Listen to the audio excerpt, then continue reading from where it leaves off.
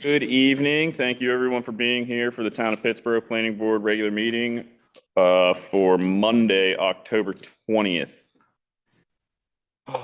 Going to call that a call to order. And we do have a forum. We are missing Miss Alston. I do believe she is coaching the middle school softball team right now. So wishing her good luck.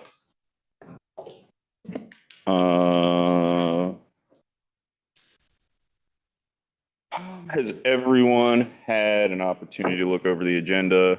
And do you have any edits you'd like to make to said agenda? I'll move to approve the agenda. All right, motion to approve the agenda, seconded by James Buster. All in favor, say aye. Aye. All opposed? Agenda is adopted. And then we have two sets of minutes. Obviously one from our September meeting and then one from our special meeting on the 6th. We'll one at a time as everyone for the September minutes. Does anybody have any changes they'd like to make to the September minutes? And can I have a motion to approve those minutes? So moved. All right, moved by Alan Wilson to approve the September 5th.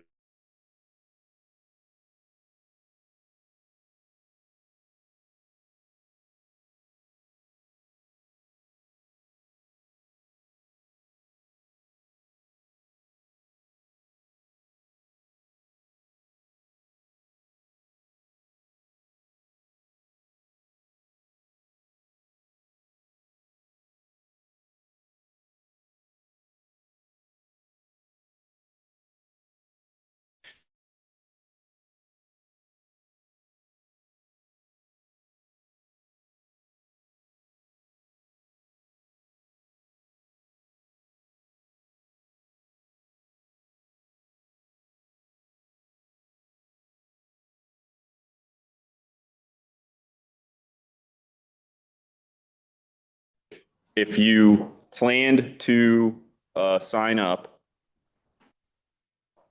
I'll just, I guess if you would, whoever is signed up will go ahead with, and then afterwards, if you would like to speak, just come and state your name and your address when you get to the podium, please. All right. So first we do have Ms. Megan Kimball.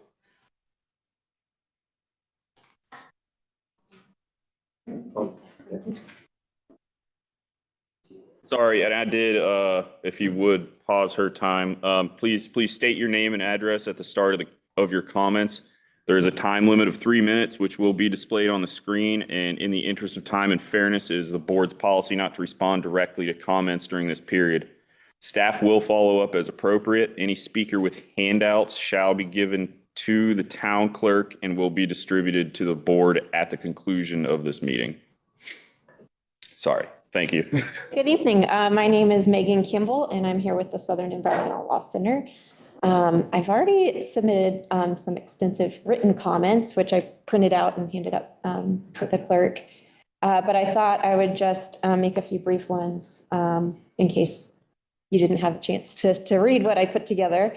And I really just wanted to start out by centering ourselves on what the decision before the town is. And we have the small area plan process that was legislatively adopted in 2015 that sets out the process. And in it, it's very helpful. It says that the Board of Commissioners may approve or deny the small area plan if it finds that it, number one, fails to comply with the requirements of the master plan, or number two, fails to adequately protect the public health, safety, or welfare. So you guys have very broad discretion here in making your recommendation to the Board of Commissioners. At the very baseline, it's checking the master plan, which includes the additional elements, and to see, does the small area plan include everything that it needs to? And we, in our comments, we have a chart that sort of lays out some places where it falls short. I think one of the most striking places is the facilities element. There are a lot of places in that element where it talks about what should be in the small area plan, and it's just absent from what's before the board. And so that's not only a failure to meet the requirements of the master plan, but that's also something that you could raise concerns about in terms of public health, safety, and welfare. That's just one example of many. And I know that you all have been thinking about this already as you've been having your discussions the past couple of sessions. Now, I know the SDPs, the SDP, Site Development Plan, maybe, has been proposed as a solution. But honestly, I think it may cause more trouble than it solves. You could potentially have 96 plans that may or may not be administrative decisions made by staff. So I think there would be concern about unlawfully delegating decisions that should be made by the governing body. If the town wanted to use this new tier of approval, it could, but it can't do it through this small area plan process. It's my feeling that the town would need to amend a couple of ordinances because the SAP is enshrined in ordinance. And then it would also have to amend the small area process is in an ordinance, and then it would have to amend the development plan too. So that is my time, but thank you guys for your careful decision tonight. I know there's a lot that goes into this. Thank you, Ms. Kimball. Next up, we have Ms. Carol Hewitt. I was going to say I don't see her. We'll skip over her for now. Do we have anyone else that was okay? If you would, please, just state your name and your address. Good evening. Need to move this. No, yeah, microphone's actually thing sitting there next to you. Where's the time? It's, There it is. There it is. yeah, there we go. Liz Cullington, 390 Rocky Hills Road, Pittsburgh. The small area plan is so fundamentally flawed, it needs to be rejected wholesale. It may not matter that right now it's incomplete and may always be incomplete. One general sentence early on promises us that nothing in here is to be trusted. Page 1, quote, "This conceptual plan is not to be considered final or the only way development may occur, but presents concepts and guidance that may vary as actual development unfolds," unquote. Statements about how this plan or anything in it is binding on applicant or, quote, what they have agreed to are meaningless if those are not spelled out in a document that is itself binding, which is what the Southern Environmental Law Center's letter to you has confirmed a small area plan is supposed to be. However, what there is in the plan can be taken subsequently as town board approval if it suits the developer, but anything that they wish to change will not require additional approval. I would urge you to pay attention to the other issues raised by Southern Environmental Law Center's letter to you. They rightly point out that this proposed plan and process gives away a vast amount of town board authority and control for which town staff is no substitute. Pages 3 to 4 make it clear that these later section design plans are no substitute for a small area plan, either in content or review process, but instead would be almost purely a staff review and approval matter. It's unclear why Chatham Park investors can't present an adequate plan for this or a small area. I hope the planning board will recommend that the town board simply reject this plan entirely, along with the two-step process, in favor of a more binding small area plan for the whole South Village or some portion.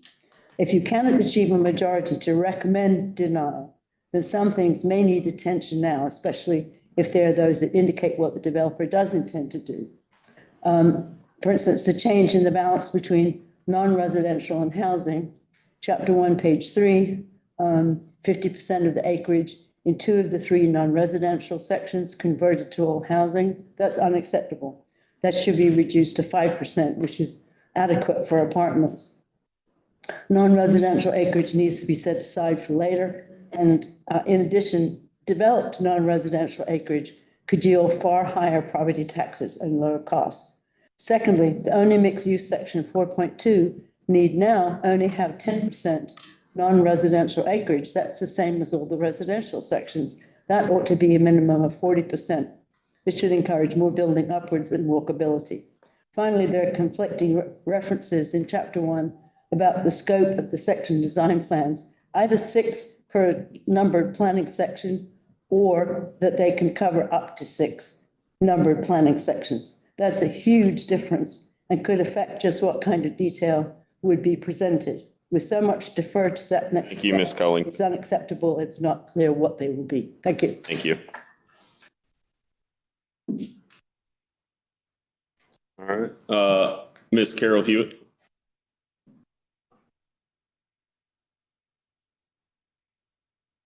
I was here, I gave these to Carrie, but then they didn't get to follow along. So can I not give them to them and they can't? Please, if you would, give them to Carrie. Great. Can you give them to them? All right. See if that's enough. 1, 2, 3, 4, 5, 6, 7. Great. Can they have them before I speak? They can't? I'm sorry. Okay, well. Okay, that's tough. That's like going to college and they don't show you the screen until you've, all right, well, I'll just hope for your memories and you are going to get this. So I'm Carol Hewitt, 424 Johnny Brook Road, Pittsburgh. I have spent hours on this 139-page document, as well as Teresa's comments, as well as everything else has been sent, because I'm really concerned. There's just a few reasons why I suggest you recommend the town board not approve this plan at this time. There's a regulatory control shift from the planning and the town board to the applicant and the staff, which I know Megan spoke to.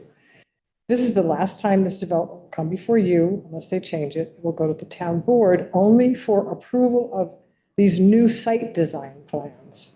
These are not in the master plan. They're not in the development agreement. They're not even a legal structure, given what's been legislated by this town. They're intentionally confusing, as far as I'm concerned. There are so many discrepancies in the plan with the site developments and the numbers of sections. Number 2, as you know, this is incomplete. We won't even go there.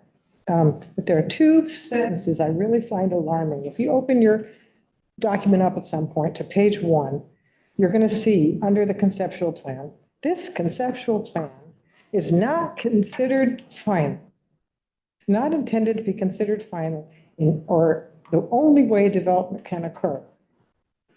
Why are we voting on something that's not final? Who decides what's final? And then it gets even more murky. It goes on to talk about section design plans, no more than 6 per section. 0 is no more than 6. Can there be none? It's so unclear. Then on page 3, right on the very next page, there's 10 items that have an asterisk, open space, trees preservation, you can look for them. The asterisk that they reads, staff level administration decision by the town board of commissioners. I put that phrase in every grammar check, AI, ChatGPT. No one knows what it even means. What is staff level administration decision by the town board of commissioners? I don't think it's unclear. I think it's intentionally unclear. And you're going to get, when you get this other thing, which is very interesting, which is there actually is an application for public notice to the U.S. Army Corps of Engineers. There's already a beautiful detailed map.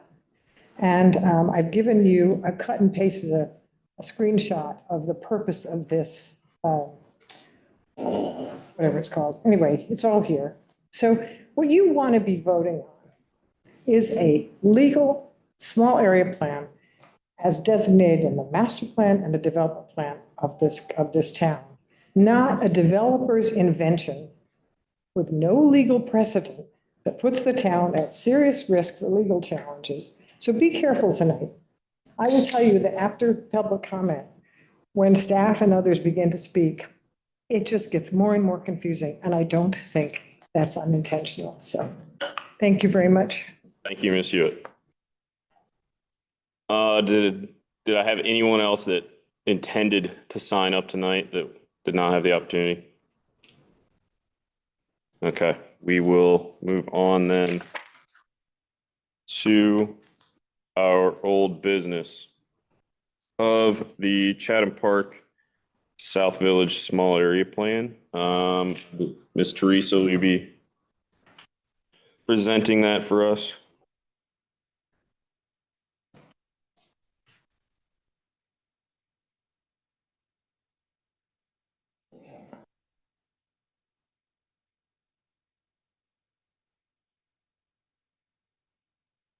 Good evening, everyone. For the evening. Tonight, we're going to continue the conversation, review and consideration of the small area plan. We're going to go chapter by chapter again.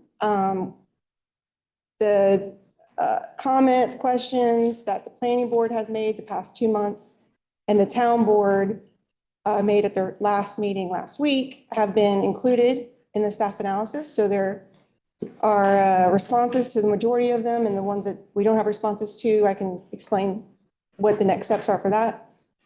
So the goal is to try and get through the existing comments, make sure there's no questions on that, speak to any additional questions or concerns y'all have tonight, so that staff can try and update the staff analysis again for the next town board meeting, which that will be in November, that we're bringing this back to them again. Another goal is we would like to meet with the applicant to update the small area plan. We didn't want to just do it over and over again. We've been collecting all your comments, and we just want to make sure we're all on the same page before we meet with the applicant and ask them to make the adjustments needed to satisfy the planning board and the town board. If we could, I don't know if we need to go line by line again. We can't do that. But I think it might be more useful to go through the comments and questions that we had from our last meeting, more so than just kind of line by line, if we can do it that way. Oh, yeah, yeah. Okay, I can skip over some of the things that I think there's already a consensus made. awesome, thank you. All right, so if you have your staff analysis in front of you, we'll put the small area plans on the screen. So I don't think we can put both on the screen. Starting with chapter 1, we do have some feedback on the financial impact analysis. So that is a requirement that is mentioned in chapter 1. I'm sorry? For when you review, what is it, rather than having this one up, can we have the staff analysis up? Instead of the actual plan? Just so that we can see that, if we're not gonna go through this, then let's go through, Well, yes, I see what you're saying. it'd be easier for me personally if we just did that. If it, Okay, that makes sense. I agree. thank you.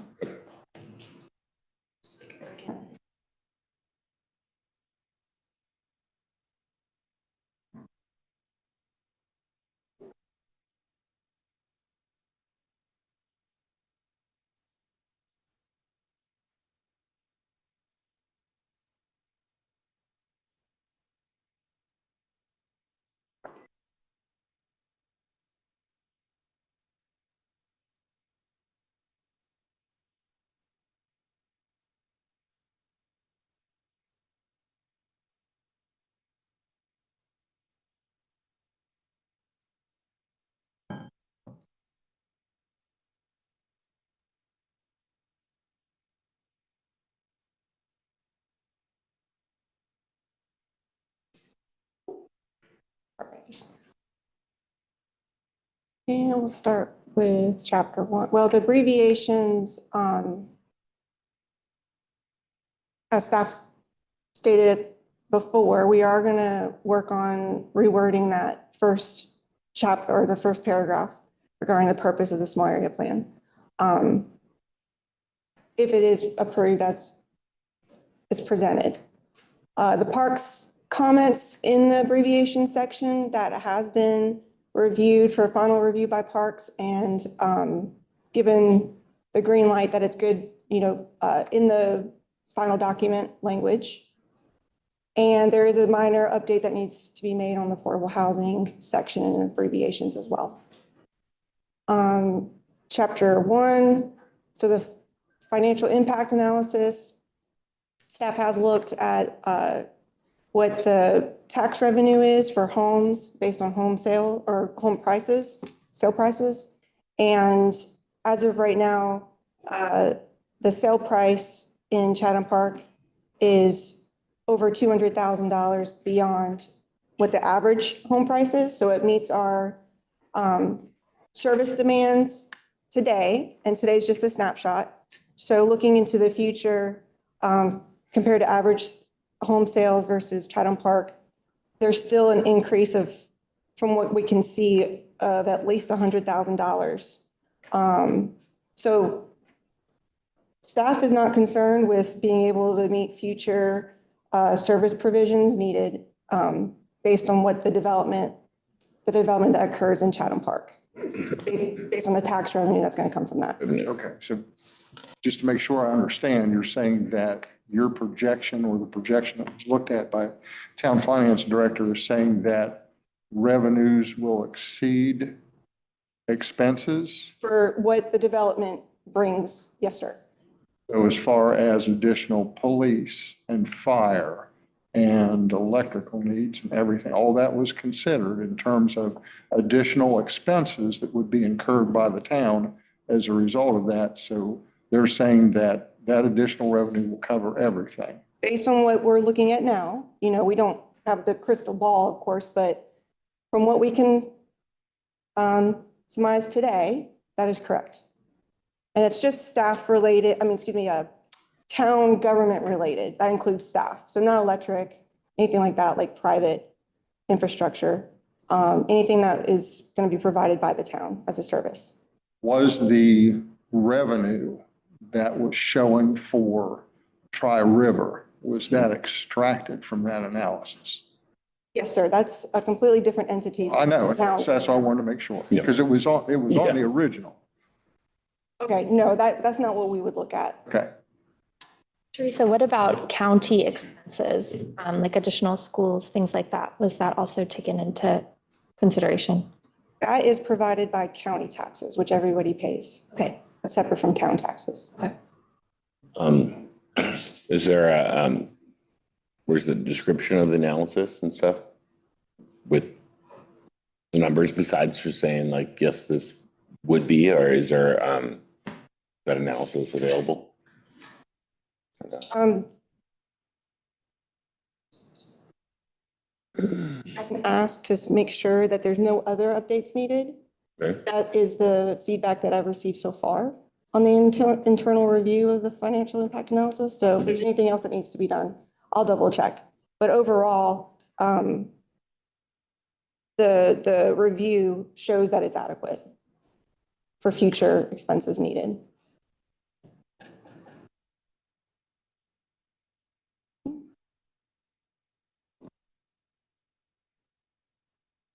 I mean, is it fair to ask for like the actual review itself and stuff? Is that with? The analysis? Yeah, the analysis, is that assuming a projection? Comments on it? Yeah, I'm gonna does it assume projections of it'll be $200,000 over and above market, for things that sell here, or homes forever, or for whatever period of time and stuff? Sure. Yeah, we Okay. can provide that. Yeah, that'd be great.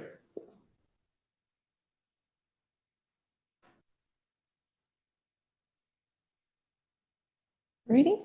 Looking at the next steps, as we've stated, that whole section is going to be updated. Staff agrees there's some confusing terms in there. That was the first draft that staff wrote. And we wanted to get all the feedback from it on how it needs to be updated before it comes back for final approval. But just, I think we've discussed what all the changes are, and that includes removing those asterisks, the staff level administrative approvals. We've explained that to y'all and what that means. So let me know if you need more information on that. So just to be clear, the section design plans, it would still be approved by the town board.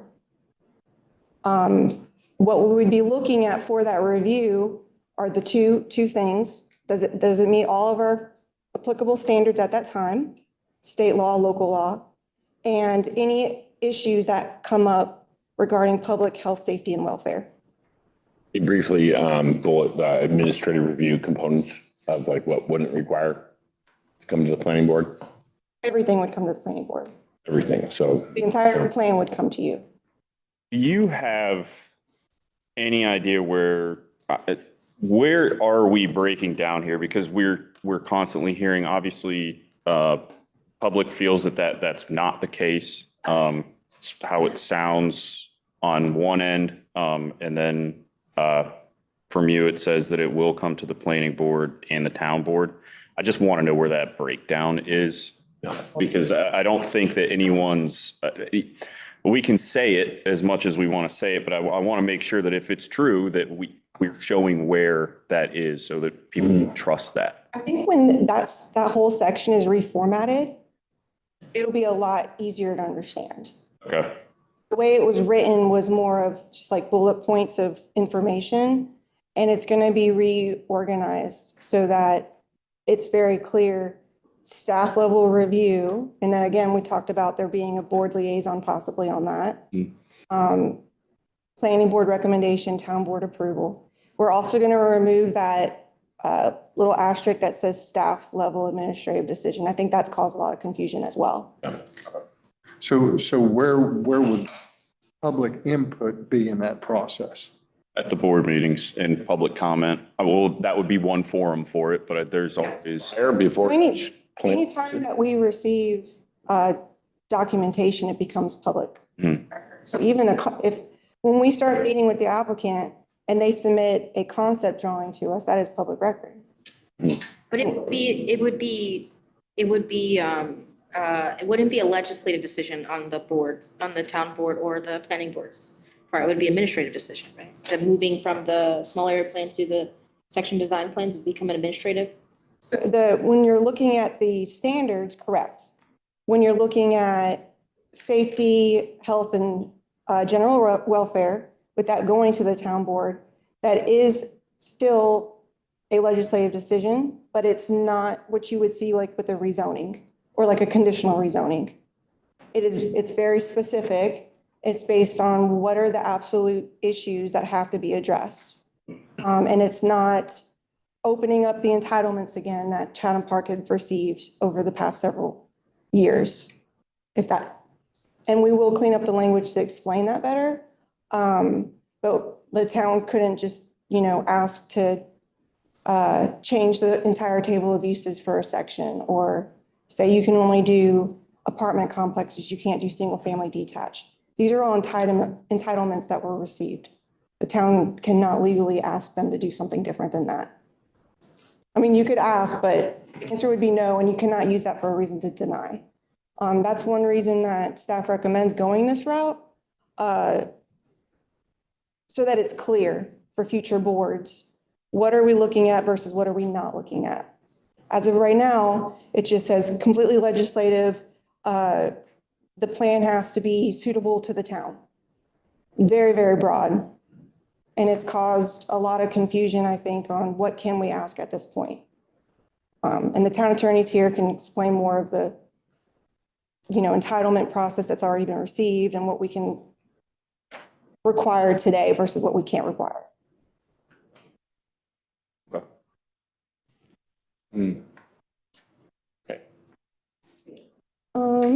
Just to clarify one more thing, you said that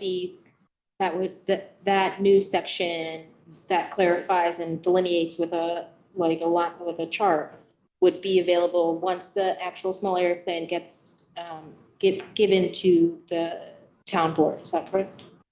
Yes, we are meeting with the applicant this week after we meet with y'all tonight. So we're going to take all the feedback that we receive, anything in addition, and make sure that's included in the update. Is there a requirement that we see the same document? Like in terms of our approval, like do we not need to see the same document that the town board would need to see? You don't necessarily have to. If everything that we talk about tonight, you are in agreement of, just like when you see a rezoning request come to you or a preliminary plat come to you, there could be discussion on, well, we recommend approval with the condition of X, Y, Z being done. That doesn't come back to you again. We just make sure that either one, it's done, either the applicant does it, or two, we let the town board know what your contingencies were for approval I think, or denial. I think kind of, and correct me if I'm not saying this correctly, but so if we approve it with conditions, Yeah. then they cannot make any changes other than the conditions that we asked for or town comments. Correct. Wait, I want to make. So we cannot approve one thing and then they change everything and send it to the board and say that we approved it. This is what I'm saying. Certainly not, Yeah. but in my mind, if I'm asking for a financial analysis, right? And the financial analysis says X, Y, Z. We wouldn't see that today in order to make a judgment call on that financial analysis. Right. Only the town board would be able to do that.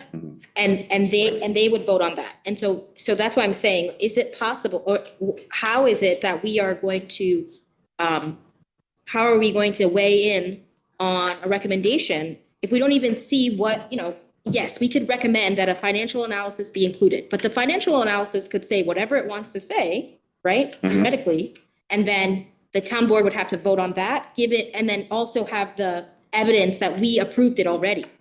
We wouldn't have any say-so on the analysis of the numbers itself. And the future questions and, Oh, and that's a very good point. Yes, absolutely. Okay, just wanted to clarify that. these meetings, I know you discussed like a planning board liaison and stuff. Is that available now, right? Can we have a planning board liaison at these meetings We can. next week or whatever? Or So, and also to clarify, we have not sat down with the applicant to all the additional requests. There's two options. One is the applicant agrees right now and goes ahead and updates the plan. Two, we take it to the town board and the applicant states, they would prefer not to have a board liaison. I don't foresee that happening, just so you know. Okay. Whatever your recommendations are, we will make sure the town board knows what they are and if they are already in the plan or not. And then the town board can agree or disagree. And, sorry, I'm so sorry, Alan. Oh, no, that's okay. Go ahead. Okay, so if I heard what you just said correctly, what you're saying is that the applicant still has the ability, given any recommendation we provide or any additional thing, they still have the ability to take to the town board whatever they want to take with or without our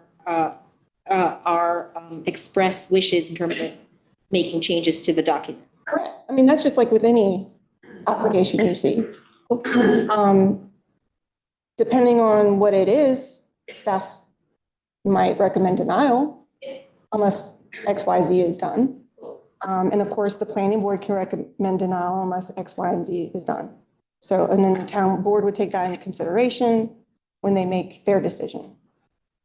But that's not normally how it, maybe it's not, maybe I've been on the board a short amount of time, but it's not normally that we would approve or deny a draft that then, you know what I mean? Like normally we would get a finalized document at which we could, no? Is that not true? No, not necessarily. Conditional rezonings, for example, if you have a narrative that y'all review or a plan, the conceptual development plan is what the UDO calls it, and you're looking at it and you say that a certain use needs to be removed from that section of a certain plan, let's say.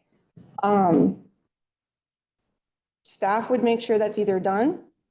If this applicant doesn't agree to it, staff would make sure the town board knows what your recommendation was. It doesn't need to come back to the planning board, though. No, certainly And- not, just.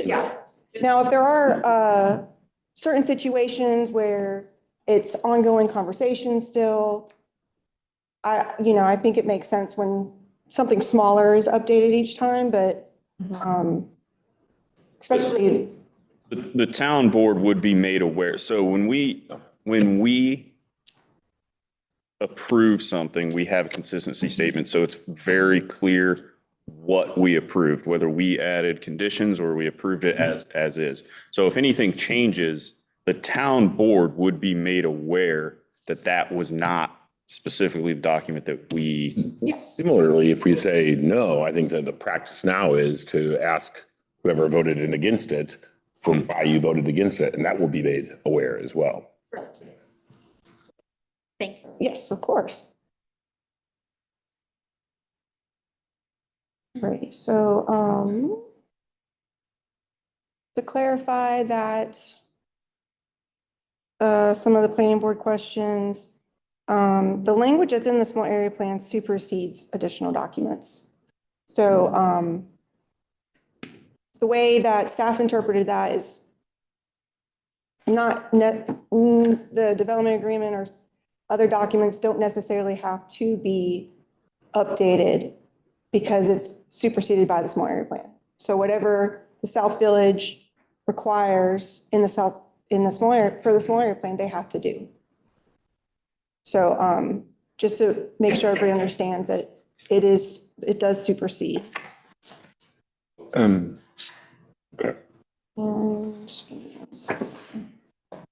Can you say that again? Sorry. The language from when supersedes these changes? anything that's agreed upon in a small area plan can supersede anything else that's already been approved. So this entire process that we're talking about, if the board is going to approve one small area plan, 5,000 acres, contingent on it being conceptual and contingent on there being section design plans, that's new. That's not in the approved steps already. That's not in the development agreement. For example, the development agreement states that the elements cannot be changed for 25 years. And so the applicants already agreed to having that conversation, which is what was approved back in the master plan. The development agreement also states that so it's the elements and this is in that comparison table at the end. Oh yeah, the standards, the UDO standards, that it would be stuck in time from 2021. So this is the language that got approved back in 2021. And the applicant has agreed that in the future, they would meet all standards applicable at that time. So just going through all of the conversations with the applicant for the small area plan, these were issues brought up by staff and they have agreed to it based on what has gone before you. So, did I answer your question? And kinda, I mean, yeah, leads to a lot of other questions, but we can continue on and stuff. I'm sure they'll come up. Okay. The superseding existing documents, does that make sense? Yes, it does make sense. Also, we will be meeting with the applicant 3 to 6 months prior to them submitting a section design plan. That needs to be updated in the plan as well. We create the side-by-side table. And then and again, like, I'm sorry, you said you'd ask them if they agreed to have planning board liaison, so we can maybe have a heads up and instead of a couple days before getting a lot of information, to have a planning board liaison present at those meetings. That'll take what approval to make that happen? They have to agree to it, or? Correct. This would be updated in the small area plan language. So as of right now, from what I wrote down based on prior comments, that was a board recommendation. I'm assuming that's still the board's recommendation. That there be yes. So that would be, as an example, a condition for approval. So if we get through all of the concerns tonight, answer your questions, make sure we're all on the same page of what the changes need to be in order for this planning board to be satisfied. We will talk to the applicant about that. Ideally, everything will be updated in the small area plan. And then we take it to the town board for consideration. I mean, ideally, I can't think of something that we've discussed that wouldn't be updated, but I don't want to speak for the applicant. So, and we are meeting with them this week to finalize the details. Going through the workshop questions on the 6th. do you guys know when you're meeting with them? I'm sorry. Tomorrow afternoon. Okay.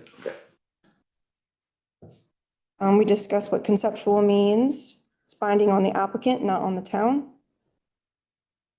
So I'm going to not go through each of them. And that is correct. There can be up to 96 section design plans. I'm looking at number 3 right now. So when staff created that table of comparisons, and staff does agree that if there is 96, that could make it more difficult to see bigger picture layouts, depending on how it's broken up. Again, that is entirely at the discretion of the applicant. If the town board agrees to allowing up to 96, then yes, the applicant can provide as many as they want, up to 96. They would have to provide a minimum of 1 section design plan for each section. No, they have 0, they can do up to 6. It says So up it's to 0 to 6. Okay, well, that's why I wanted to. Oh, sorry, sorry. That's the point I was making there, yeah. Yeah, so they can submit up to 6 for each section. If they provide, let's say, a section design plan that incorporates overlap of 2 sections, we could consider that. 0.5, Correct. okay. So if the planning board feels that there needs to be a minimum number, if you're agreeing to up to 96, but if you want to say that there needs to be a minimum of 16, since there's 16 sections, we can include that in your recommendation. So in that case, the quoted small area is really the formerly known as subsections, the 2.1. Okay, okay. Smaller area. Smaller. I know. Okay. Instead of a minimum of 16, it would make more sense to say a minimum of 1 per section. Because Minimum, yeah. Well, they can provide basically a boundary line that might overlap 2. So it might not be exactly the boundary of, like, let's say they just provide 1 for a section. It might not be the exact boundaries. We'll change it, okay. And change the boundary. Say it's 16, it's still meeting the intent.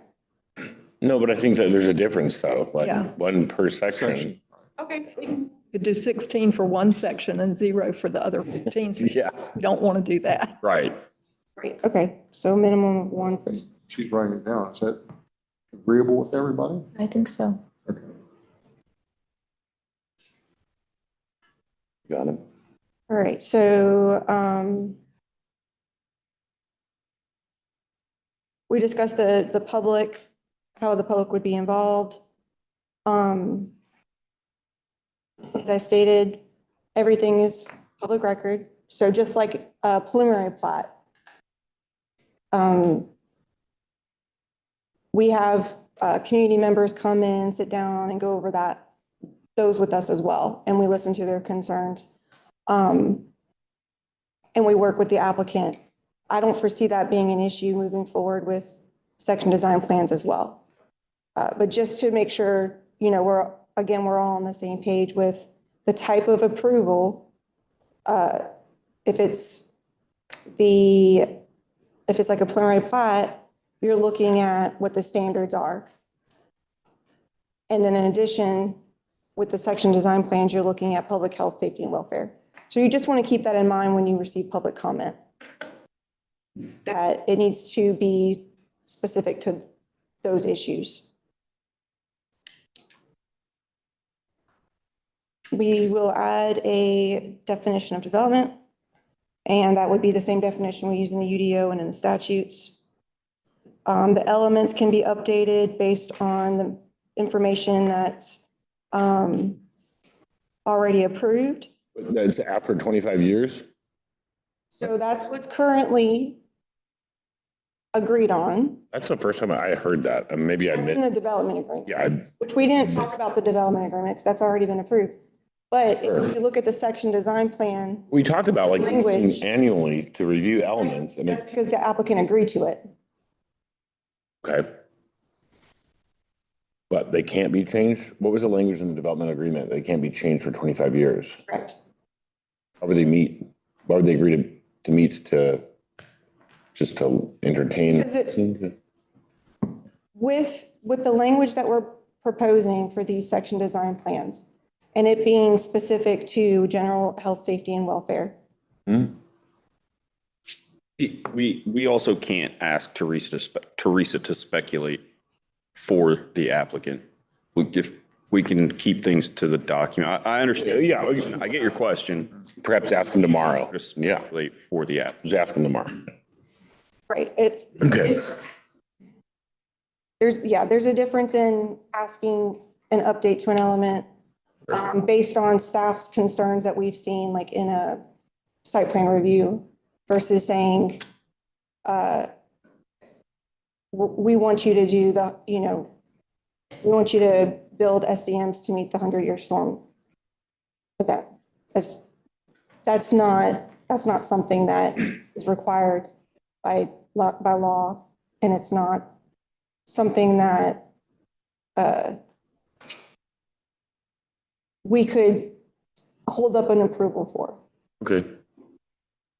because it's not relevant to public health, safety, and welfare in terms of what their entitlements were, what they got approved for, which is the 10-year, 10-year, 24-hour. And per the approvals in the past, whatever state laws that change, they will meet that. So if state law changes to 25-year, they will have to meet that. Because the conditional rezoning, that was done. I'm just trying to make sure everybody understands. This isn't like a completely reopening of a rezoning request.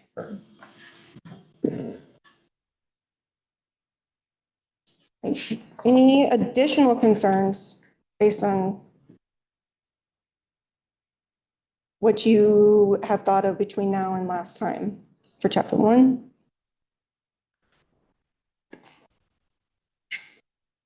Okay, we will move on to chapter 2.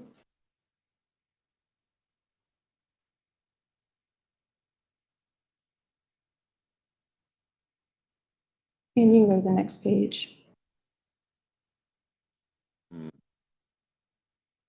I'm just making sure there's no updates since before the 9:15.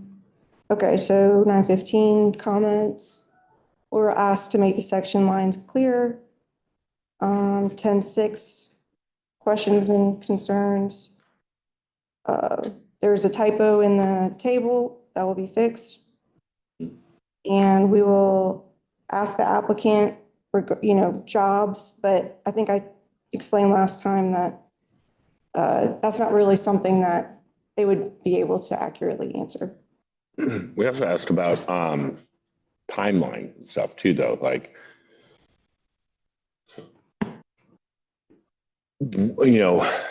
when these commercial or industrial areas that can have 50% residential. Yes, that's number 6. Okay, sorry.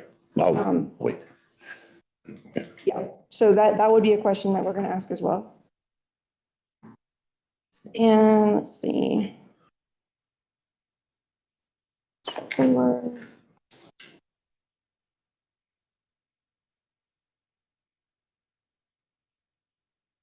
Okay. So I think the responses in the staff analysis should be pretty clear. the questions from 10.6. So unless we want to go over anything in particular, we'll move on to 10.13. It was asked, where will the non-residential areas be going in the North Village? So again, that's not specific to the South Village, but that will be asked of the applicant. And it was also asked for staff to prepare a comparison between the land use plan goals and the small area plan goals. So we will do that.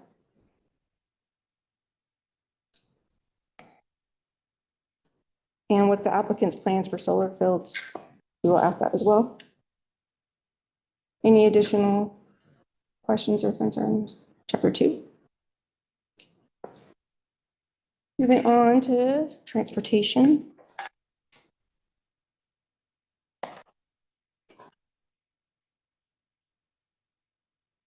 We have another update from the consultant, RK&K, that they should have their comments from the second review ready for was it what was it, Ben? 2 weeks? Final report within 2 weeks. From what we understand, there are no major red flags, which is what we were initially told when they did their first review. So otherwise, we would not have brought the plan to you guys. And if there are any major concerns that come up that they have not mentioned before, we'll make sure that that is addressed for sure. But as of right now, there hasn't been. Okay, and moving on to planning board workshop on 10.6.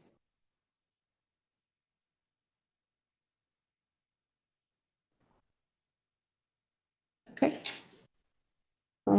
We talked about what's the difference between a traffic model and traffic analysis last time, and clarify that the street typicals are conceptual.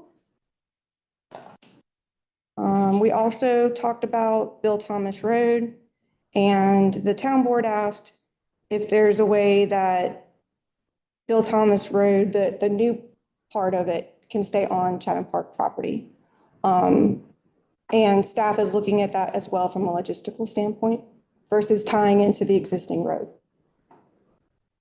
And we did talk to, we looked into that as well. That would be definitely something that would be addressed at a TIA. If you remember what the difference between the model versus the TIA. TIA shows what on-site and off-site improvements are required based on the impact from a development. So if, the impact requires Bill Thomas Road to be paved, 2-lane paves, or whatever it needs to be, the applicant would need to pay for that unless it's an approved STIP project through the state funding.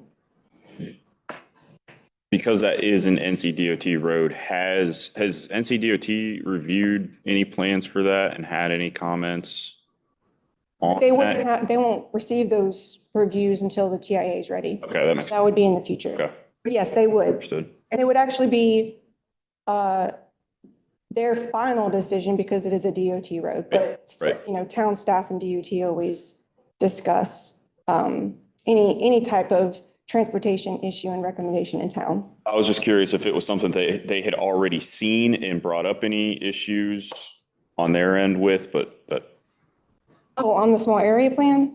yeah. Yes, but- they have seen it. Okay, But based on the model, they want to also get the final recommendations from the consultant. okay. And at that point, we will get something in writing from DOT on if they recommend approval of the small area plan or not. But it was contingent on the review of the model. Okay, perfect, thank you. And transit needs, we are talking to RK&K about potential future transit needs. In the South Village, staff has talked about that internally as well. And for the staff analysis, that, a full transit review, that would that would basically be like in a completely different plan. So I don't know, then that would be for the whole town as well. We don't know exactly what that looks like at this time, but we can try to, like, if we assume that there's going to be a bus system in the future, that's separate from Chatham Transit. We could look at that. That's not specific to Chatham Park necessarily, because Chatham Park would be reliant on whatever transit system is within the whole town. There wouldn't be a transit system just for Chatham Park. So as of right now, all we have is Chatham Transit, and that's more of a individual basis, income-based type trips. That'd be considered like a significant expense then? It's not, that would be the town's responsibility? It depends on if it's a public transit, it could be the towns, it could not be the towns, it could go through the county. None of that's been figured out. Like, the town of Cary, Apex, I think they have Chapel Hill, they have their own municipal bus systems. So, that would be a town-wide service, not just for Chatham Park. It would be based on tax revenue, which we definitely don't have enough right now for a transit system. Okay. Any additional concerns with transportation?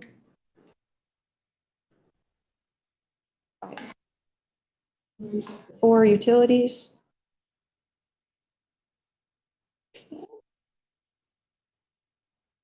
And we had a representative from Tri-River Water speak to the Board of Commissioners. And they did clarify that they have no concern with future capacity issues in Chatham Park.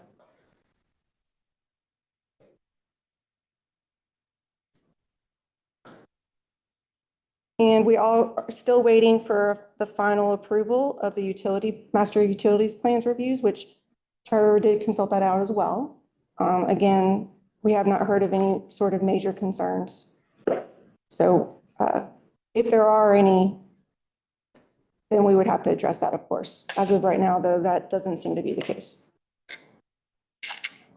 Any additional concerns with utilities? What about natural gas? We would have to ask the applicant that. We said it was just absent on the map. Right? Natural gas is typically not shown for, Lines are not going to put them in. no, that's not a requirement. They would show a utility easement. Typically, that's what we would see at like Clearing Plat Step. And that's where all the utilities would go. But natural gas is not a requirement. It's not like water or sewer. Not planning on it. We don't know. We'd have to ask the applicant. We haven't done that yet. Question. Yeah, that was our question. I thought that's what we asked last, on the 13th, Yeah, we haven't spoke with the applicant.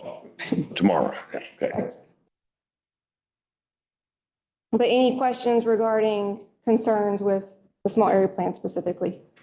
Like the natural gas, that's not a requirement. Is that just more for, you're curious if there's? Yeah, Maybe not. they're cutting through people's properties sometimes and Safety stuff too. concern, Yeah, yeah. safety and like it's going over, like the water lines are going over individuals' property lines, like on the map, right? How is that going to be addressed and stuff? And like, does that exacerbate with? No, that's typical, very typical construction of subdivisions. Okay. Yeah, no, that is something that We got the water we, map, so I thought. but that's a requirement. Yeah. That's why. Water. But no, any sort of issues like that would be addressed at the preliminary plat. Well, section design plan, we would talk about more specifics. But the actual like easement lines and whose property that goes through, that would all be figured out between preliminary plat and final plat. So that's way down the road.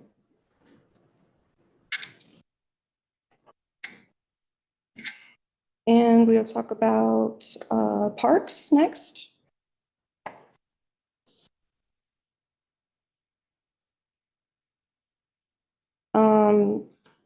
The town board asked for the consultant's written review, so that will be provided. They asked what would be the pros versus cons of accepting wetlands and buffers in parkland. And again, the final parks review has been complete. So the language that the parks consultant and park staff requested to be put in the small area plan has been done and has received a final review and approval by the consultant and staff.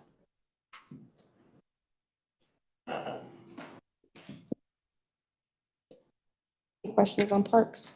Just the strikeout, the change, final sizes and locations will be previously verified during the subdivision and site plan approval process.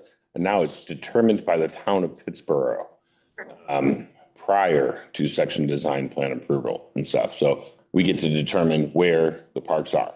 Correct. And conditionally. Yes. Everything that's in here is what staff is going to talk to the applicant about updating. Okay. And I do not foresee anything being an issue, but again, I don't want to speak for staff. The applicant. Applicant, thank you. And based on the applicant's response, the staff might not recommend approval. So, and from what I'm hearing from the planning board, you would not recommend approval either if any of these things are not going to be complete. So we can discuss that when we're done, make sure that we have the list finalized on what are your recommendations for approval or denial based on XYZ. I think that's, so like in our job is to help the town board make a decision, right? And then it's hard when we don't have, like, the language of the SAP is not finalized. There's 8 or 9 points, right? And then also just like the legislative piece of this, the financial piece of it, I find it hard to believe that the town board wouldn't expect us to understand the financial piece, or if not, they're going to need to know it, right? They talk finance all the time on the board meetings.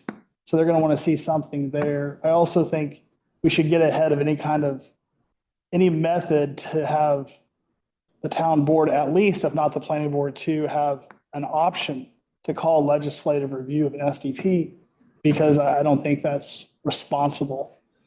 So it is a legislative review, just to be clear, but it's limited. Districts and everything, but there needs to be a carte blanche discretionary ability for the town board, in my opinion, to call legislative review of an SDP.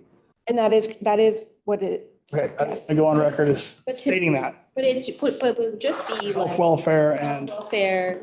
Yes. And/or did you check all the boxes? Yeah, which to me feels different than. it is different. It's not like a conditional rezoning where you can basically ask for anything.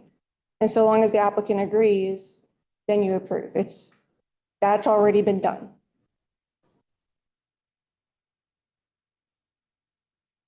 So any additional concerns with parks? And public art. There was discussion at the town board level to incorporate local artists in the recommendations for public art. So we will discuss this with the applicant in incorporating that language. Chapter 7, cultural and historical resources.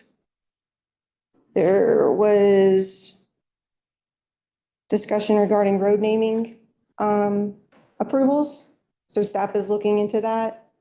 As of right now, we look at, we talk to the 911 addressing department with the county. They make sure road names are not duplicated or confusing. And then when applicant submits their preliminary plat, their proposed street names are requirements on that preliminary plat. So you see that whenever you see, proposed subdivisions. And that is the town board giving final approval of that street name. So we're going to add a step in there. Well, we're going to look at the options and then come back to the town board with them in adding a step to do an additional internal review, like a local review of what the proposed names are.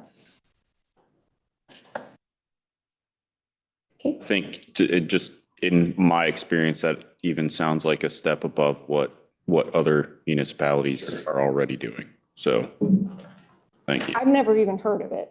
Well, It that's, sounds like a fun idea.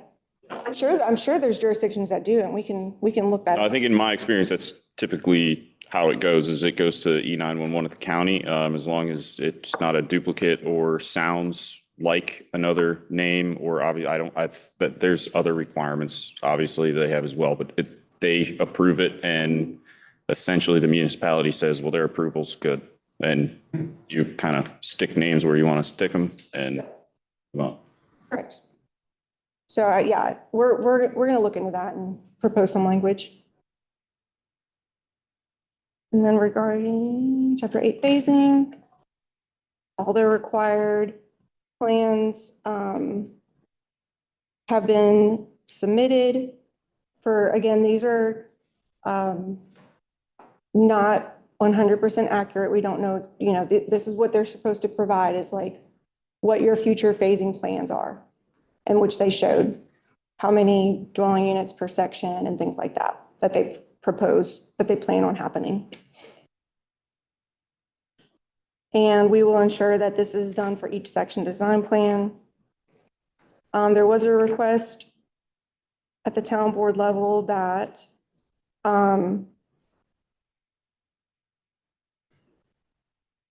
they update the fiscal analysis from 10,000 to 22,000 units, which staff will discuss with the applicant. that was based on the 10,000 figure was what they said was a conservative number, if I remember correctly, and the 22,000 is closer to what will actually likely be, or is a That's what the end, I should say. Okay. max allowed. So that was, again, an entitlement approved. There is no minimum.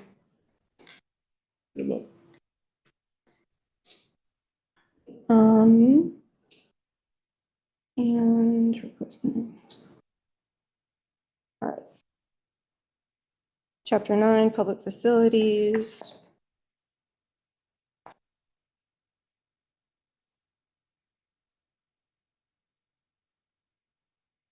We will, there was a question about how the applicant would provide additional school sites. That would be determined by the Chatham County Schools per the MOU that's been approved and attached in the small area plan. Where will future school sites be located? That's to be determined. Again, we would look at what the needs are for section design plans, work with the Chatham County Schools, make sure that they give approval of whatever's being proposed per section, which is what the applicant has agreed to as well.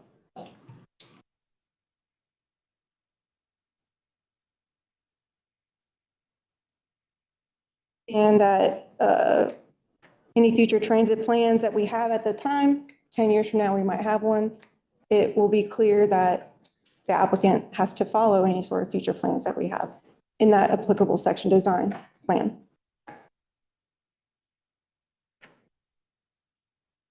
We were asked to reach out to Chatham Transit to try to coordinate again with future transit needs.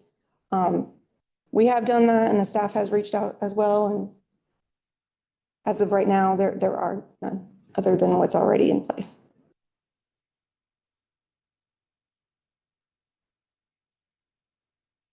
Okay, and discussion to require receiving public comments. So I explained what the process is, what the legal process is.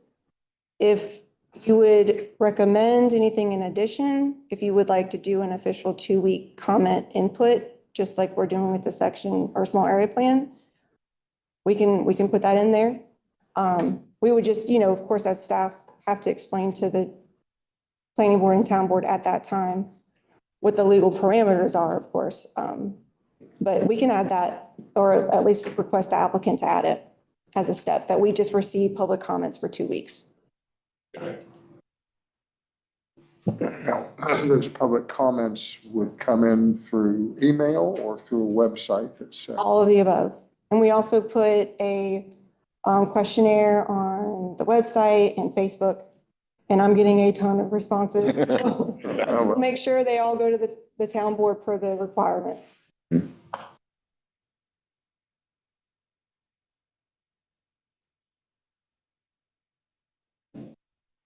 Lisa, since this section includes greenways, did we get clarification on, because my understanding is there will not be bike paths on the streets, South Village. Will bicycles be allowed on greenways? I think it was gone over, it would be multi-use paths, correct? That was my understanding for the sidewalks, but not specifically for the greenways. But I think typically greenways, bicycles are allowed on greenways typically anyway, right? Required them to at least be 10 feet. Is there a speed limit on those? No, okay. No, but that's a good point because a lot of towns are. Yeah, most are 25, 35 miles per hour. So then if you didn't have a bike path, you were kind of out of luck. Electric bikes. Just remember, any specs we have, Yeah. they have to follow. What's that? Any specs that we have at the time, Chatham Park has agreed to follow. Per the development agreement, they would not have to. Whatever our town specifications were in 2021, whatever the UDO says in 2021, that's all that Chatham Park would ever have to follow based on the current language. They have agreed to meet whatever standards we have in place at the time as language to be added in the small area plan. So I'm just, for my speed limits and such, if that's a standard, then they would have to meet that. And then the appendix. There are town board comments about if there's any endangered species in the South Village. Get that clarified. And a 10 million liability be referenced in the fiscal analysis, now impact analysis. The last question was, and this was at 11 p.m. At night, was to explain the benefits of approving a small area, 5,000 acre small area plan. That's probably, we've asked that many times, I think. Well, and we've touched on it many times and we've, discussed it. So I let the board know I would put together a table of possible benefits versus disadvantages. This is based on staff's and professional information and opinion. So that has been provided. And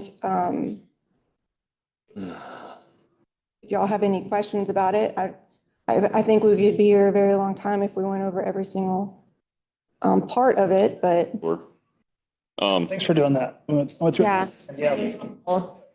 I do have Work out. one likely very easy question. Could you remind me what AH stands for in the $10 million liability? Oh, I'm sorry, that's affordable housing. Okay. I should have. Okay, perfect. There.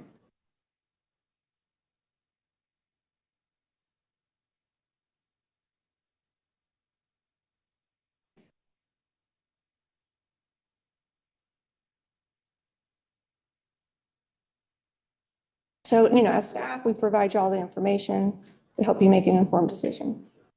Thank you very much. And it certainly seems to me like you guys have compiled everything that you could, that we've asked for. Anything I could think of. Right. There. There's a lot of things that obviously are beyond your control. So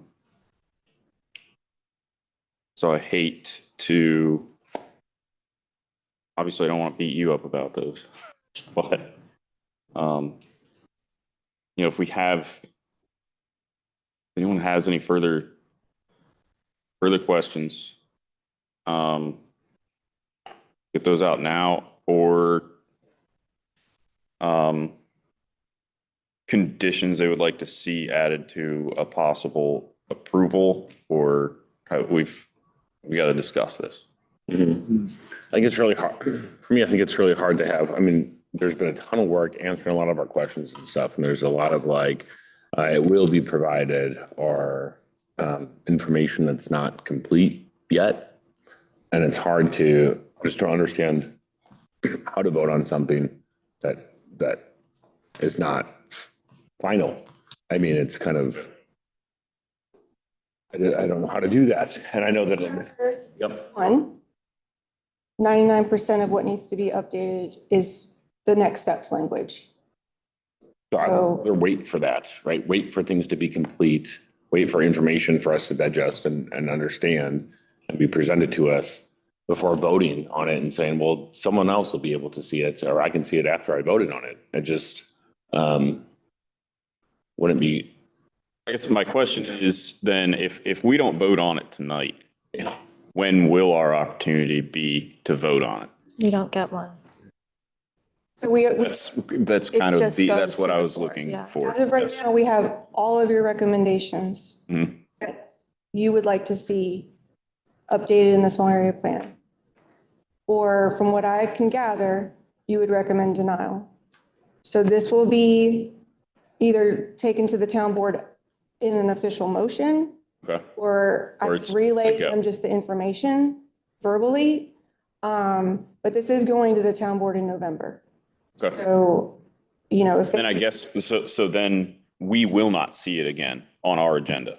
if there, and I have no idea if there would be a vote or not, of course, that's not on the agenda to vote, but just taking it back to them with all of the questions answered, all of the concerns Right. addressed. I mean, it will not come back to our agenda.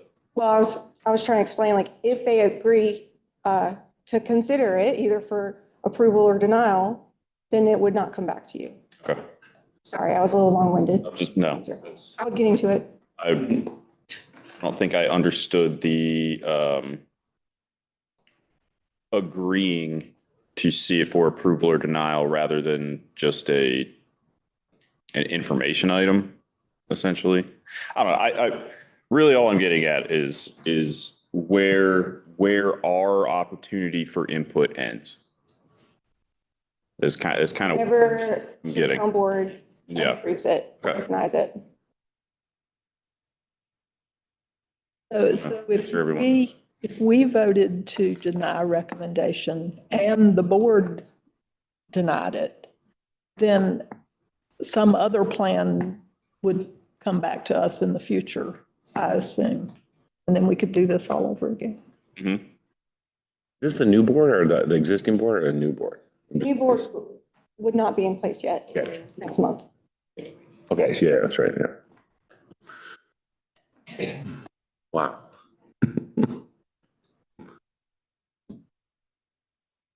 I'm ready. You ready? I'm ready. Well, Anybody else you have can- questions? If I'm gonna there's say no one other thing. questions, I made my conditions and my input clear a little bit earlier, so I'm not going to restate them, but I just want to make sure everyone knows that, like, the things we just went through, I recorded 9 things that were problematic, and so anyway.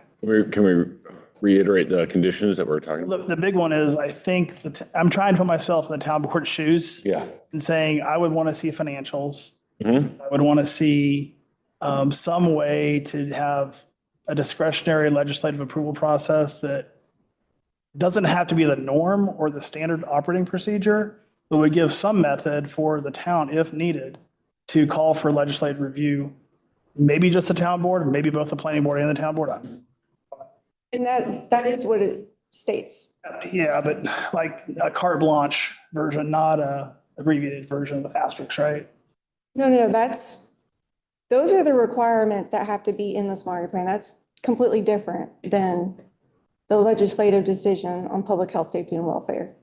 Okay. And again, that's going to be, it's think that's- already in the language, but the asterisk, that's just what's required in the small area plan. Okay. But I think it should be, If there's anything- if the small area plan is going to take precedent legally over the MUP, and it's not restated clearly in the small area plan, I think we're missing something there possibly. But that's, that's a legal thing, I guess. So there's that. And then just, Yeah, again, we're going to update the language just to be clear, like based on conversations, input, it will state, it is a legislative decision based on public health, safety, and welfare. And any additional applicable standards at that time, whether it be specs or UDO standards or state law, they will have to abide. That's on top of that list that you were referring to. Okay. I feel like this plan is great, and it's great to see that everything has been thought through and laid out, but I'm still missing why this needs to be a small area plan. If the phasing is already planned, then let's see a small area plan for C1 and leave this as a master plan, as a conceptual, overview of the whole South Village. I think it's great what's been presented to us.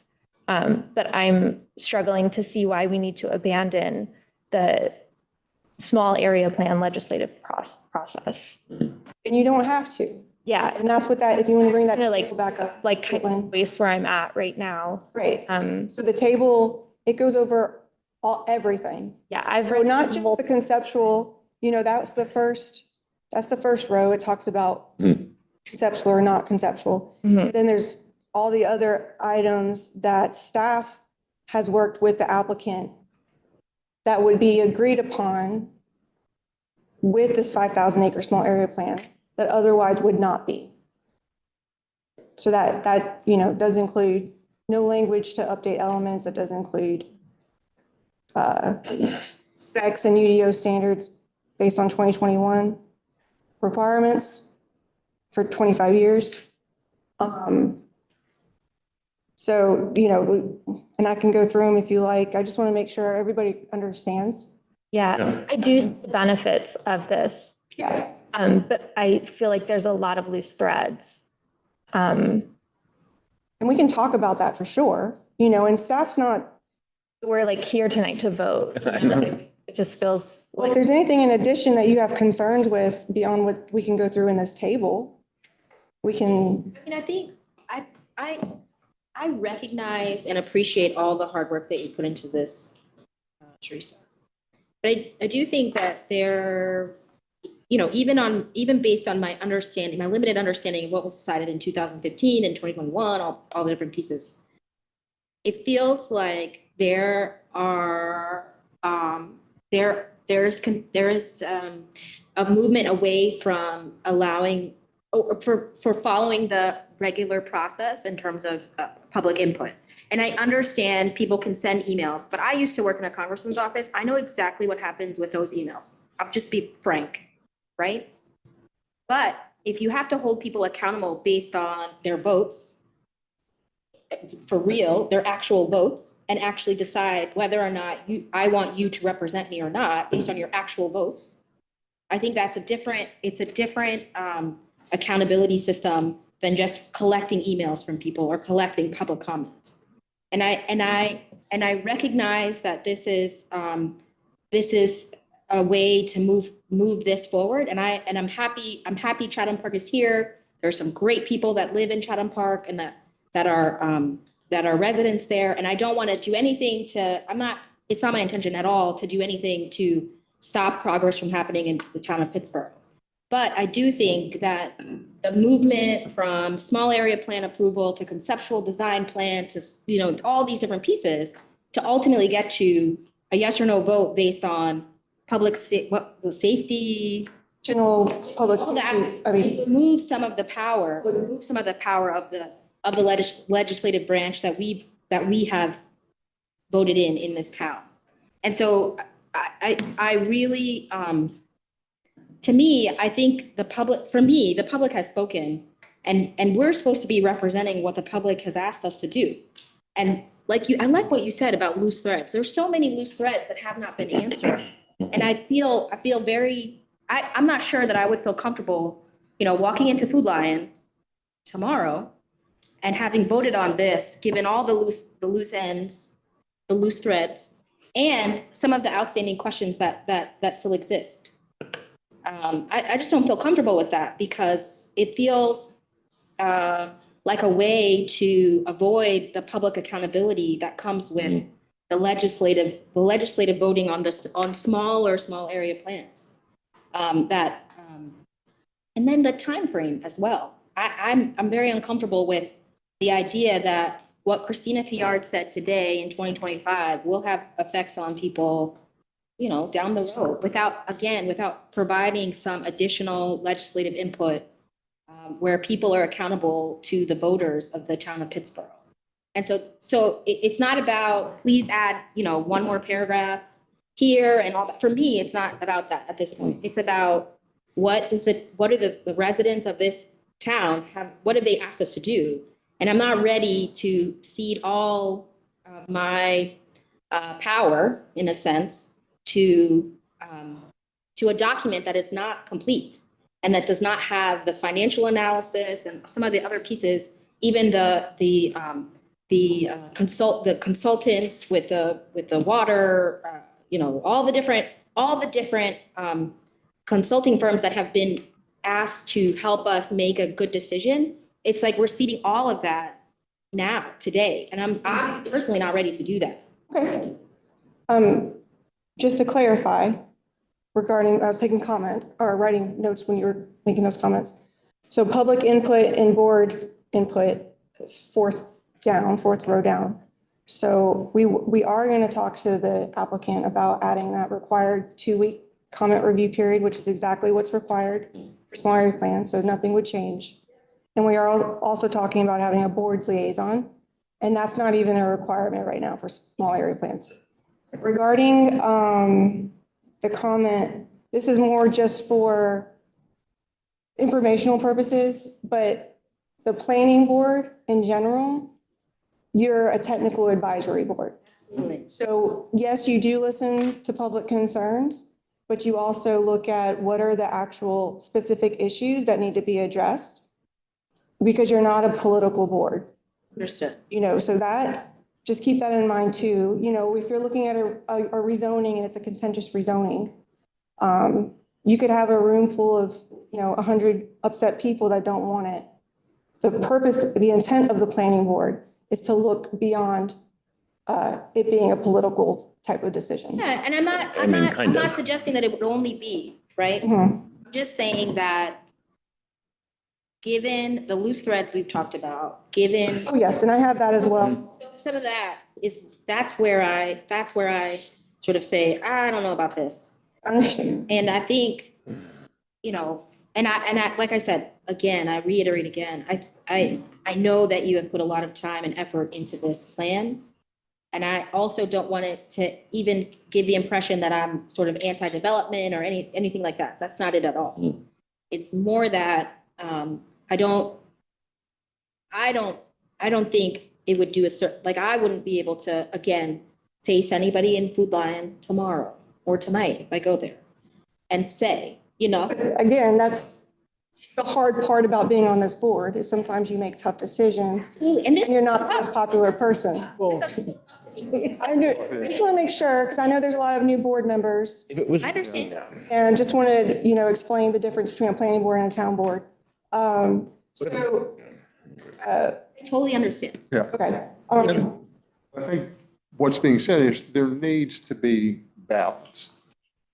I don't know that this document, or at least what we have in front of us yet, does provide that balance. I mean, I'm looking here under, and thank you for doing this table, because this certainly is very useful. But it says here under section design plans versus small area plans. So to me, this sums it up. SDPs provide detailed, non-conceptual guidance for larger areas with pre-submittal coordination to streamline the review of preliminary plats and site plans. And to me, the emphasis on all that I've seen here is to streamline the process. And I don't know that that is, you know, a balanced benefit. That specific row is not speaking to the only benefit for a section design plan. That's only speaking to, based on the current process for small area plans, we will not be coordinating with the applicant ahead of time. When we received this plan, it was 100% written by the applicant, and they said, here you go. And then we had to basically start from that point. So that's the only intent for that row, is to state that with the section design plan, we will be mitigating that issue to have early coordination, which has been a continued source of confusion for staff in the North Village. And that's the reason why we asked for that to begin with. And similar to like multiple small area plans though, to be able to do that? Correct. Yeah. And all the requirements that are in the section design plan are the same that's in a small area plan. The biggest difference is Chatham Park has agreed to additional conditions that we are also, it is a legislative decision. We are also looking at protecting the public's health, safety, and welfare. So that's still, it's just, we want the language to be clear, because as of right now, it's not clear. It's very much sounds like a threat though, honestly, like do it now. Otherwise, we're not going to have these provisions even considered if you don't approve it like this. Like we can ask for that as those same conditions to be approved by the applicant 16 more times, you know, like between each vote, right? Like it just seems threatening, saying like. It's not, you could not deny a small area plan. If the applicant, let's say, disagree to change the language in the development agreement. So it's not a threat. This was a concern brought up by staff that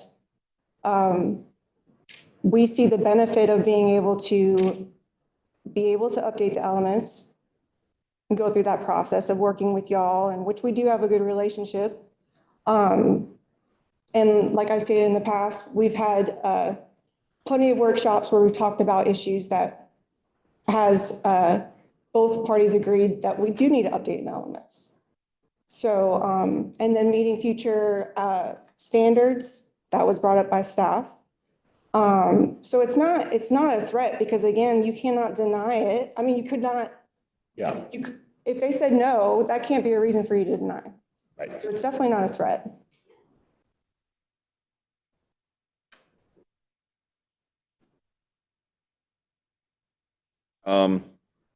It sounds to me like the majority of us, or possibly all of us, are probably close to agreement or making a decision. So if anyone has a motion. And I would also, if you are going to be at this point to make a motion, if it makes a difference to ask the applicant to come up and speak to anything, you can do that as well. Thanks. But staff has done everything we can to answer questions. If there's any additional information. Like, I just want to, again, say that I really appreciate all the work that you've put into this. Thank you. Your willingness to answer the minutia of questions that we've asked. I appreciate that very, very much. Especially since I know that it feels like you're up there and we're yelling at you. And that is not the case. But I know that's what it feels like. It almost feels like that from here. And that's not I worked for. certainly not the intent.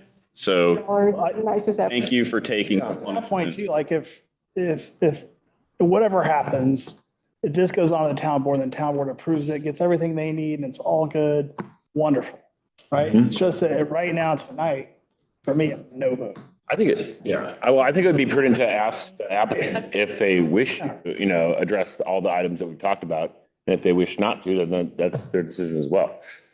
If that's an option, like you said. Well, to go through the entire. Well, I mean, whatever they'd like to address or no. No. Not a good idea. I thought that's what you just said. We're going to, Okay, that's fine. we're considering the document that we have in front of us. Sure, okay. That's what we're going to do right now. Happy to do it. Do I have a motion? Read this suggested motion. That's right. No. Okay. No, yes. Do you have to state it with the recommendation to approve? Oh, no. And So just say no, you- those of us who vote no? just, no, Okay. you put in there whatever you feel you need to put in there. Want me If to? you feel like you need more, I don't know what your motion you is. can put that in your motion as well.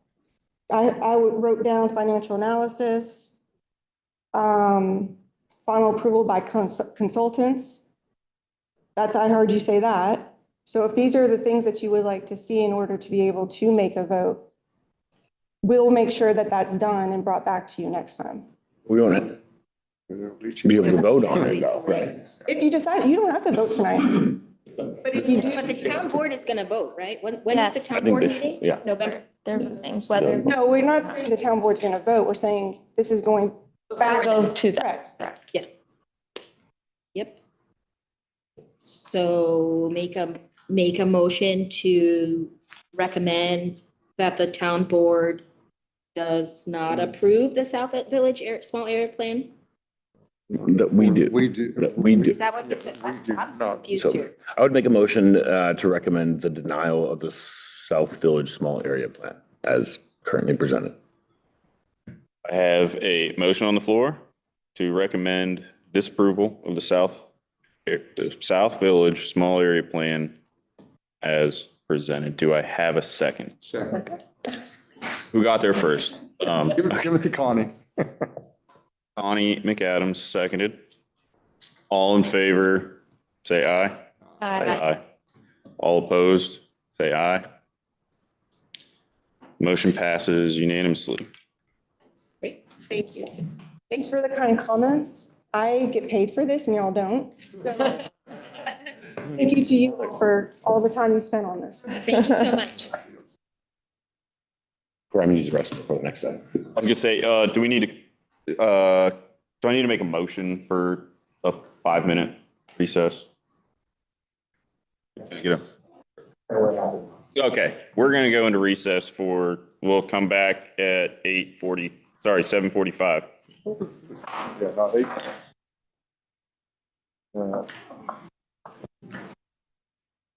Oh, Did we ever determine where the water getting thick. bottles are? No more water. That vote, no more water. That's probably good. Really need coffee. There are Y'all- people in there. Oh, you would be surprised. I mean, we have a great. Yeah, I have some friends who live in Highland Park. Okay. Yeah, I was just, and I, They're Alan? Oh, really? Where at? Mindy's Lane, it's 2 streets over from the, park. Okay. I run a lot over there. Oh, okay. Yeah, it's fun. Different So styles. you use the greenway mostly, or? Yeah, kind of all of it. Sidewalk. Greenway. that was easier. I thought it was gonna be contentious vote. I thought we were all there. I don't know.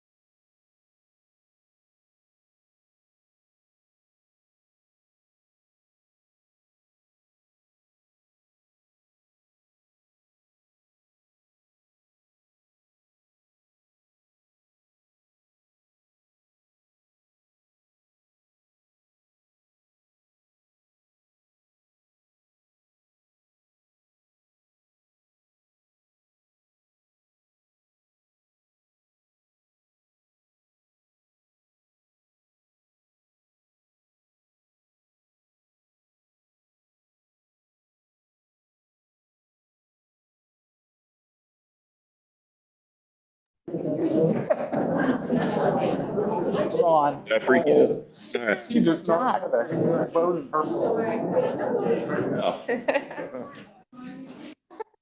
Okay, we are back from recess late, but thank you to everyone for hanging in there, especially Mr.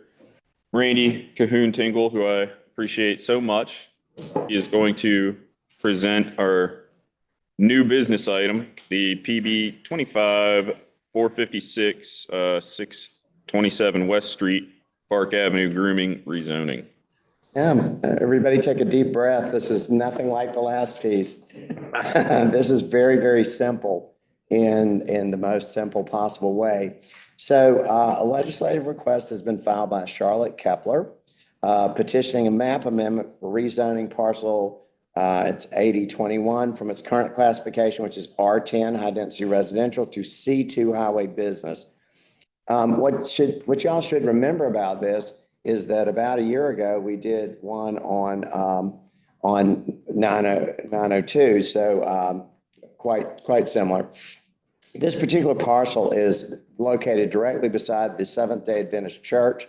Property is currently rental, residential. The owner is a professional dog groomer and wishes to locate her pet grooming studio into this structure. And so in this series of maps, the current zoning right there, it's the sort of mustard colored one. We go to the next map. I'm sorry, this is the land use map. If you go back to, I'm sorry, there you go. That's the current zoning. So it's consistent with the residential. But again, if we go back over to where we just were, I'm giving, this is the land use plan, and it has it slated for traditional neighborhood infill, which traditional neighborhood can include this type of service industry. And if you go over one more, we see there we go, it's crosshatched, but that is the property. What we're trying to do here in this particular case is to create the highway corridor, because these two highways that are intersecting here, the 902 and 87 has become our truck route, so it is now 501. So this is the truest of the highway business districts I've worked with in my entire time in this particular career. You all might recall that there is a frame shop across the street. There's a restaurant over here. There's a gas station over here. It's just got that kind of highway business feel. And it is on a highway, which makes it uniquely unsuited for residential and very suited for this particular business.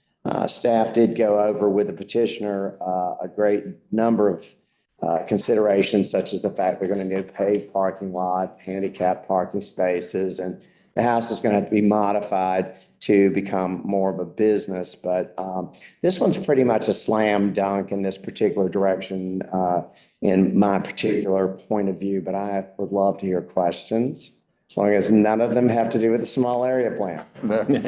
Can you go back to the future land use plan? My question is, so that piece, obviously, there was some intent in the cutting the adjoining part. Why? What does it stay that way?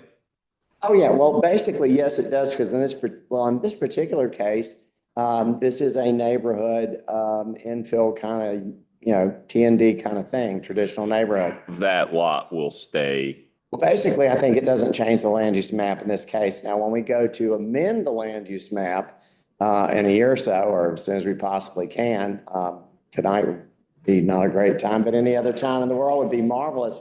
I would love to see this more accurately reflect the fact that when the land use plan was written, this was not the truck route, and it is now.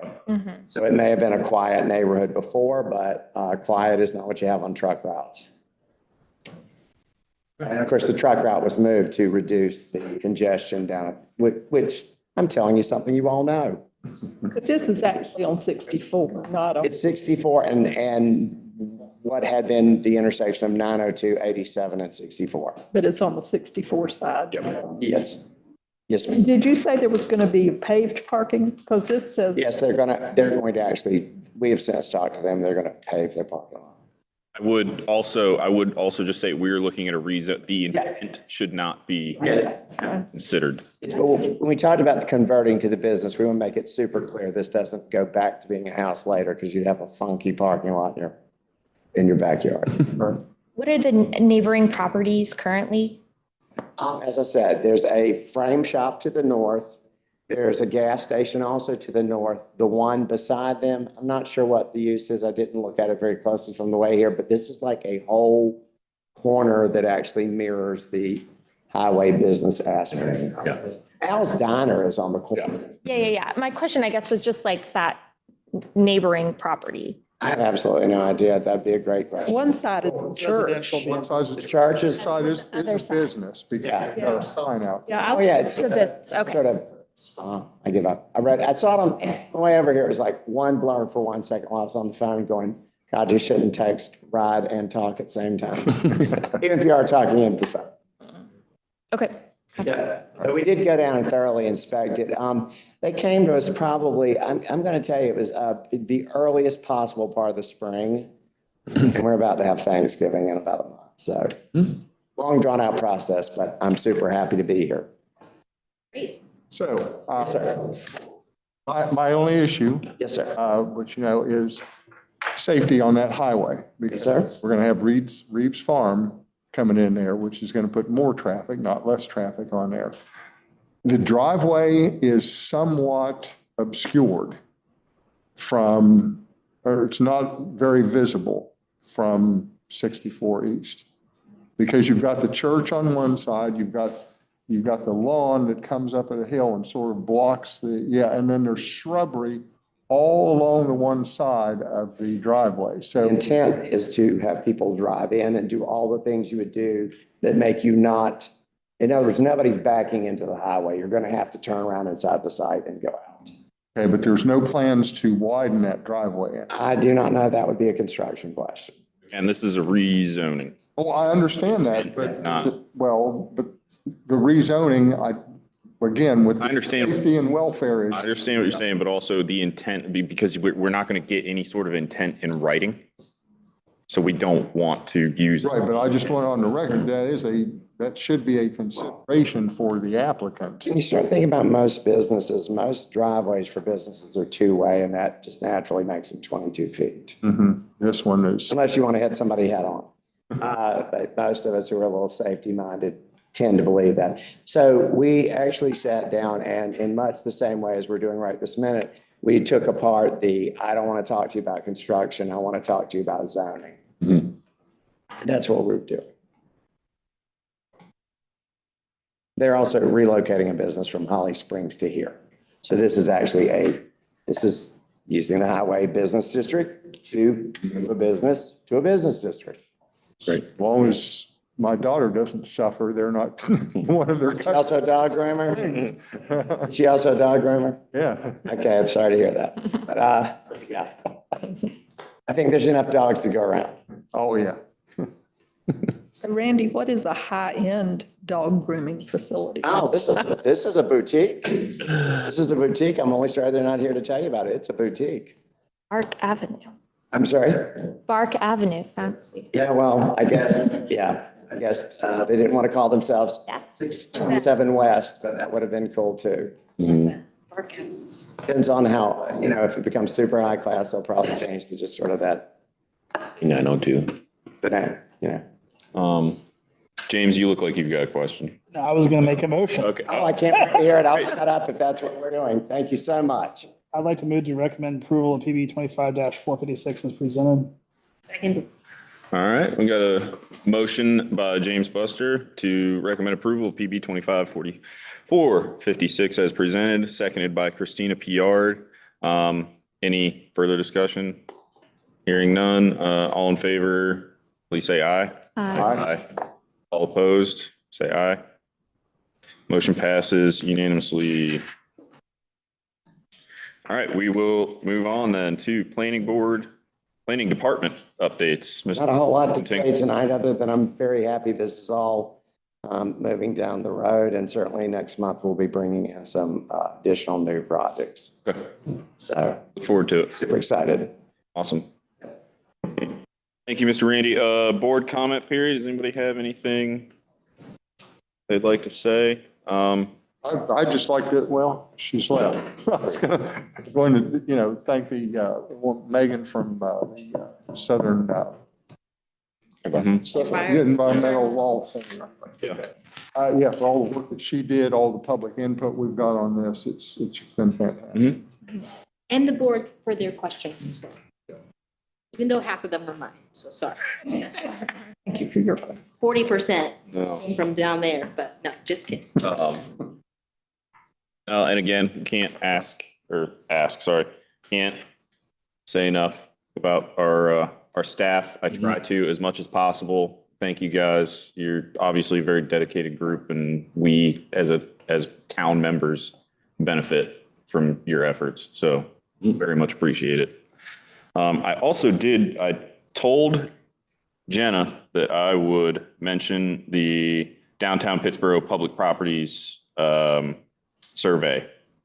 There's the project sites. I think, I don't know, Teresa, if you've got a better understanding of it. I was hoping Jenna would be here tonight too. But there's 22 properties that they are looking for public input on please. Mr. Jonathan Franklin, town manager, if you would please elaborate. We have So it's a partnership between the town of Pittsburgh and Chatham County. We went 50-50 on the consultant fee, and they were looking at publicly owned properties in the downtown area and along West Street. The pop-up park, some areas behind the historic, or I guess between the historic courthouse and the annex, the old sheriff's office, the old school board property. One of Habitat's property is included because it squares off. Yep. ABC store, fire department, and I think it's the current tax office and the IT building. And so looking at what those future properties can be used for, best case, how we might get those into the hands of private developers in the future for housing, maybe a hotel, a new fire station, some other public uses. And that study will go on for probably the next 6-8 months. But now we're trying to get survey information from the public to figure out what the public might want to see in those different locations. Thank you. Yeah. Absolutely. Thank y'all. So if you have an opportunity, please get on the website and take the survey. Other than that, I've got nothing. If no one else has anything to add, take a motion to adjourn. So moved. Motion to adjourn by Alan Wilson. Do I have a second? Second by James Buster. All in favor, say aye. Aye. No one opposed.